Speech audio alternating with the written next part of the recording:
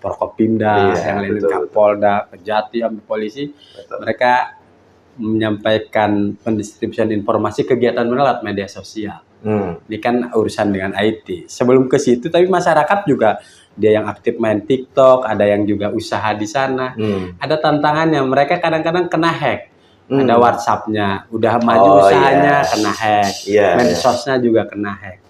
Nah, mungkin Abang bisa menyikapi ini. Bagaimana situasi ini kan? Di satu sisi juga ini membantu perekonomian masyarakat kita, masyarakat kita juga terbantu UMKM-nya, kemudian pemerintah juga terbantu, informasi program lebih cepat. Tapi ternyata ada ancaman apa? Kalau bahasa aparatur keamanan kita kan cybercrime. Gimana tuh Bang perkembangan IT kita nih? Cybercrime memang menjadi polemik ya, apalagi ke akhir-akhir ini. Tentunya dari semua perkembangan teknologi ada saja plus dan minusnya. Nah, kalau tentang cybercrime sendiri, kalau misalnya tentang keamanan ini ada banyak, ada phishing, ada man in the middle, ada banyak ya, Trojan attack, ada scamming. Scamming itu, rata-rata itu memang saya mau menyampaikan apalagi untuk teman-teman dari Bagus Podcast ya, bahwa kita harus bijak dalam menggunakan sosial media dan menggunakan teknologi. Kebanyakan serangan cyber security di Indonesia itu ataupun di dunia itu kebanyakan adalah namanya social engineering. Social engineering itu bagaimana? Misalnya kayak tiba-tiba dikirimin OTP, OTP. Terus tiba-tiba ada yang nelfon, pura-pura jadi misalnya call center bank tertentu, gitu. Nanya, ini OTP-nya apa Bu? Gini-gini segala macam. Nah, itu rekan-rekan semuanya harus berhati-hati. Jangan pernah sharing OTP, password apapun itu kepada rekan-rekan, bahkan yang mengatasnamakan pun jangan. Apalagi memang sekarang data kita ada data breach ya. Jadi kita ini data kita ini sudah diketahui banyak orang, kadang begitu. Nah, baik memang mungkin juga karena faktor tertentu jadinya bahkan mungkin teman-teman, mungkin Abang sendiri pernah tiba-tiba keluarga atau Abang sendiri ditelepon tahu namanya, Kak saya dari ini, bahkan ada yang mengatasnamakan instansi tertentu. Itu kita harus sangat berhati-hati, kita jangan gampang percaya. Apalagi sekarang dengan adanya artificial intelligence, sekarang foto orang itu bisa diedit, suara orang bisa diduplikasi. Jadi kita harus sangat hati-hati, kita sangat bijak. Sekali lagi jangan share, dan juga hati-hati dalam menggunakan WiFi. Jangan sembarangan, misalnya ada free WiFi di mana, jangan sembarangan karena bisa mengalami kadang juga namanya man in the middle attack. Jadi kadang ada orang, ada penjahat ya, ada penjahat oknum tertentu yang mereka pura-pura masang WiFi, kelihatannya official, kelihatannya asli, padahal itu sengaja ketika kita connect nanti data kita tuh kelihatan gitu, bahkan password. Nah, itu makanya jadi sangat berhati-hati kalau kita mau login Instagram, TikTok, itu harus hati-hati. Dan juga hati-hati kalau ada kelihatannya misalnya www.instagram.com gitu. Nah, itu juga kadang pura-pura Instagram tapi link Instagramnya I-nya pakai L gitu. Jadi mereka pura-pura gitu. Itu padahal bukan Instagram aslinya. Jadi ketika kita login, hacker ini mereka tahu password kita, tahu email kita. Jadi sekali lagi sangat berhati-hati. Saya juga minta kepada anak-anak muda, orang tuanya dijaga, karena serangan-serangan ini banyak sekali menyerang kepada orang-orang tua kita. Jadi harus sangat berhati-hati. Sekali lagi, apalagi login M-Banking, kalau bisa jangan di public WiFi. Jangan di public WiFi. Pakai paket data sendiri ataupun WiFi di rumah. Terus juga kalau saya boleh tambahkan, seringlah mengganti login credential, yaitu maksudnya password kita rutin, dan jangan pernah sharing password ataupun OTP ataupun kode-kode kepada orang lain. Walaupun dia mengatasnamakan pihak-pihak tertentu, jangan diberikan. Seperti itu. Oke, jadi tetap harus hati-hati ya. Betul. Nah, saya perlu lebih detail lagi. Banyak masyarakat Banten yang dapat kiriman di WhatsApp atau grup WhatsApp itu APK. Gitu. Ya. Gimana tuh kalau masyarakat jadi korban begitu? Jadi terutama buat pengguna Android ya. Pengguna Android itu kita harus sangat berhati-hati. Karena banyak yang misalnya ngirim undangan. Saya juga pernah. Itu bahkan sekarang APK-nya itu mereka pokoknya dimodifikasi jadi tulisannya bukan APK lagi. Tulisannya PDF. Jadi itu amat hati-hati. Karena kalau APK itu sebenarnya bisa dibilang secara simpel ya, bentuk format dari aplikasi untuk yang Android. Nah, jadi kalau HP-nya Android memang lebih mudah untuk kena serangan dibanding Apple. Seperti itu. Nah, jadi untuk HP yang iPhone tetap harus hati-hati karena memang, tapi kalau iPhone dikirim APK mereka nggak kena. Belum tentu kena. Karena APK itu spesifik untuk Android. Jadi untuk tetap teman-teman yang menggunakan Android, menggunakan iPhone ataupun Apple atau menggunakan Windows, menggunakan Linux sekalipun harus berhati-hati ketika dikirimin file dari orang yang tidak kita kenal. Dan kadang pun social engineering-nya mereka pura-pura sebagai orang yang kita kenal. Begitu. Iya. Pakai foto profil picture-nya sama. Ngomongnya misalnya, "Hai, halo Pak Budi, ini anak saya mau nikahan," gitu. Misalnya Bapak Ibu kenal ada yang namanya Pak Budi, tapi Pak Budi nikahan gitu.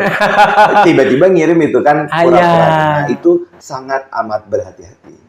Apalagi kalau yang halo Pak Budi, anak Bapak kecelakaan. Iya, gitu. Nah, itu namanya social engineering. Iya. Dan itu memang bentuk juga sebagai cyber attack juga sebenarnya. Gitu. Ini enak banget kalau ngobrolin IT dengan lulusan Singapura. Bang, kita agak melebar ke media sosial.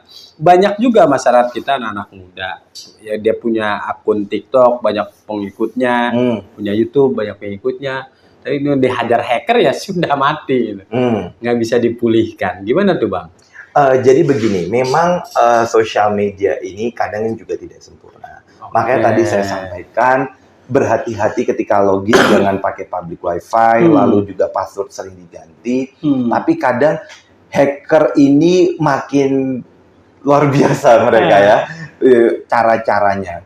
Ya, hacker itu ada sebutan juga white hat hacker, black hat hacker. Black hat hacker itu kan orang yang dengan maksud tidak baik gitu. Nah, jadi memang sekali lagi saya sampaikan, aktifkan two-factor authentication. Jadi itu nanti biar ada perlindungan ekstra, ya kan? Biasanya nanti kalau two-factor itu dikirimin kode dulu baru. Nah, makanya kan saya bilang jangan share tuh kalau dikirimin kode. Lalu juga berhati-hati, bahkan menggunakan VPN pun banyak VPN gratis itu yang juga kadang tidak ini. Memang dengan perkembangan teknologi ini kita harus sangat berhati-hati. Jadi anak-anak muda apalagi yang pekerjaannya banyak ya di sosial media, misalnya yang kerja sebagai influencer atau punya TikTok shop ataupun sebagai lainnya, sekali lagi sangat berhati-hati dalam ini. Memang kalau ada yang mencurigakan langsung report, langsung di ini. Kan kita bisa nerima email ya kalau ada misalnya ini mencurigakan. Jadi sekali lagi saran saya buat anak-anak muda, buat Bapak Ibu semuanya, gunakan kunci lebih katanya two-factor authentication itu, terus juga sering ganti password, lalu juga jangan share informasi tentang ininya Bapak Ibu dan itu. Dan juga satu lagi kalau boleh nih, itu? Bapak Ibu apalagi yang punya usaha dan yang lainnya, hati-hati dalam apapun yang kita share di sosial media, karena yang kita share itu bisa dibilang tidak bisa kembali lagi. Walaupun kita hapus, ada ininya. Jadi, maksud saya, misalnya nih ada yang mudik, kan? Bentar lagi libur akhir tahun kan? Gitu, kalau bisa ya. Misalnya, pergi ke balik ke kampung menggunakan pesawat. Jangan difoto, jangan di-share ininya. Tiketnya. Maksudnya kalau mau share ya potongannya aja. Itu kan ada barcode-nya kayak gitu. Itu juga bisa menciptakan hacker-hacker atau orang-orang dengan maksud buruk untuk menyerang. Terus kan dia bisa tahu, oh ibu ini rumahnya kosong nih, gitu. Jadi harus sangat berhati-hati dan bijak dalam menggunakan sosial media. Ini sampai bawa ke ujungnya. Ketika masyarakat menggunakan dan juga berbahaya, tapi kita ke institusi pemerintahnya. Ternyata banyak juga yang bobol. Padahal udah punya security system, ada anggarannya. Tapi banyak juga tuh akun-akun medsos milik instansi pemerintah yang tembus juga oleh para hacker. Gimana tuh Bang? Padahal anggarannya nggak kecil itu. Jadi memang kita perlu SOP yang lebih baik dalam memitigasi. Kadang kan ada misalnya kan tidak semua instansi, mungkin ada instansi tertentu yang bahkan contoh dulu ketika saya masih bekerja profesional, ada kita ketika masuk ke ruangan itu tidak boleh BYOD itu dilarang, bring your own device itu dilarang, jadi pakai HP sendiri dilarang, jadi harus yang dari komputer ataupun HP ataupun alat-alat lainnya dari kantor gitu. Jadi saya rasa mitigasi ini sangat penting, apalagi banyak ya data breach. Jadi saya berharap ini penting sekali untuk semua instansi pemerintahan dari pemerintah pusat hingga pemerintah daerah dan juga semua elemen untuk kita mengamankan sistem security kita. Gitu. Sistem security kita, data security itu, info security itu harus dilakukan secara profesional. Begitu. Kita jangan sama sekali sebutannya jangan sama sekali kita kompromi, tapi juga artiannya yang paling mahal belum tentu yang paling baik, gitu. Apalagi makanya kita harus sangat berhati-hati. Dan kalau pun memang mahal itu sistemnya harus yang betul-betul. Karena apa? Data masyarakat itu adalah aset bangsa. Data masyarakat adalah aset bangsa. Iya, aset bangsa. Dan ini kan juga untuk hajat hidup orang banyak, begitu. Karena apa? Kalau bahkan datanya ada data breach sedikit saja, itu bisa menyebabkan domino efek. Seperti itu. Misalnya tentang keuangan.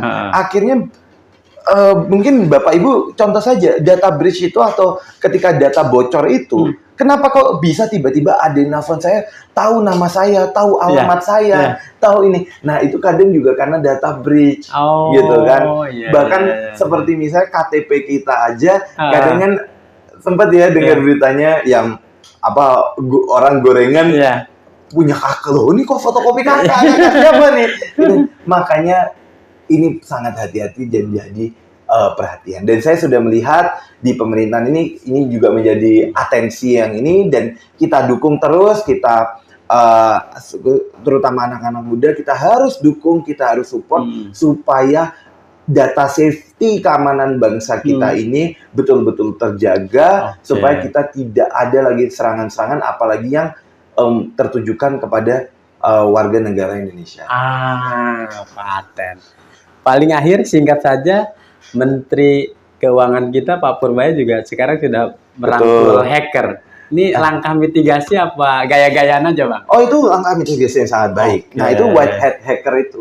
Jadi ada yang namanya day one attack ya. Kadang day one attack itu maksudnya ketika sistem keluar, sebenarnya itu ada vulnerability. Vulnerability itu adalah kelemahan. Jadi kadang hacker itu sudah tahu nih kelemahan suatu sistem itu dari lama, makanya ada day one attack. Nah, dengan kita merangkul Pak Purbaya kemarin untuk merangkul para white hat hacker ini, harapannya untuk memitigasi serangan-serangan tersebut, ataupun ketika ada vulnerability, misalnya tembok nih, ada yang bolong-bolong nih. Nah, white hat hacker itu untuk ngomong, ini sistemnya bolong di sini nih, kita harus tutupin. Ini di sini. Jadi itu malahan menurut saya sebagai orang IT ini sangat baik dan harus kita dukung, dan harapan saya semua instansi juga ini. Dan yang tadi saya tekankan, yang terpenting adalah keamanan privasi masyarakat, itu juga utama.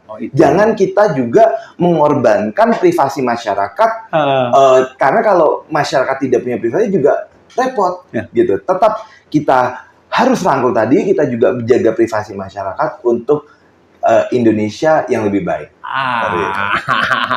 Ini ngomongin IT-nya masih banyak sampel yang kepo, tapi Bang Abraham juga masih ada agenda lain. Sangat bagus. Kita jangan hatur nuhun ke Bang Abraham. Siap. Ngobrol dan bincang banyak di Bagus Podcast. Siap. Kita akan undang lagi di lain waktu, Pak. Baik. Saya boleh ngomong satu closing statement ya?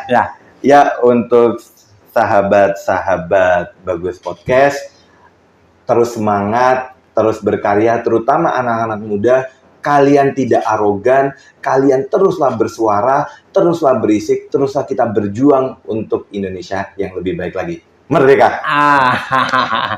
Kita akan undang lagi para wakil rakyat yang menginspirasi. Assalamualaikum warahmatullahi wabarakatuh.